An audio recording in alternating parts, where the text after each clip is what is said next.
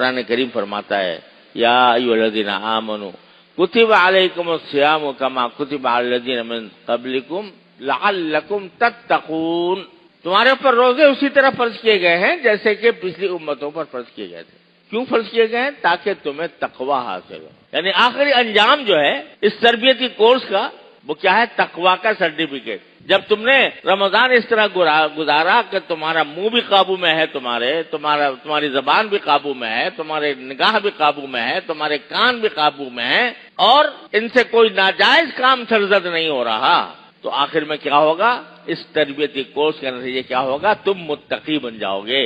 یہ سب کچھ جو ہو رہا ہے یہ تمہیں متقی بنانے کے لیے ہو رہا ہے۔ اب یہ شہر، یہ مہینہ صبر کا ہے اور فرمایا مواسات کا ہے۔ لڑائی جھگڑے کے بجائے کیا کرو؟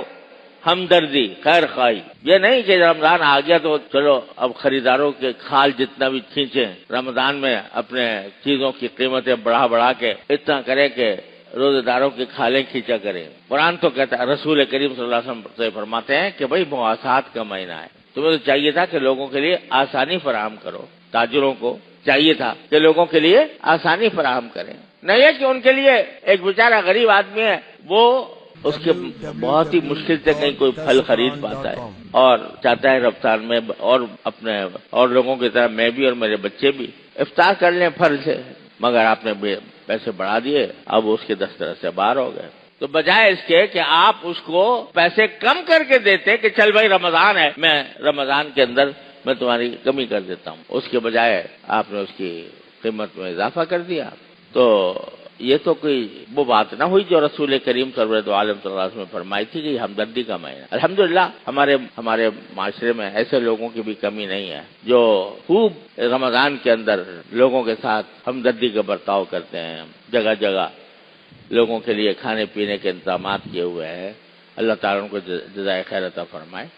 لیکن ایسے بھی ہیں جو اس روزے میں کھال کھینچنے کی فکر میں ہیں، تو اللہ تعالیٰ ہمیں ویسا نہ بنائے، اور اللہ تعالیٰ ہمارا مہینہ ایسا گزار دے کہ صبر کے ساتھ گزار دے اور گناہوں سے بچتے ہوئے گزار دے، ہر طرح کے گناہوں سے ہم بچ کے نکل جائیں، تو اللہ تعالیٰ آخر میں ہمیں لعلکم تتقون کی خوشخبری سنا کہ اب تم متقی ہو گئے ہو۔ اللہ تبارک و تعالیٰ اپنے فضل و کرم سے، اپنی رحمت سے ہم سب کو اس کی توفیق عطا فرمائے۔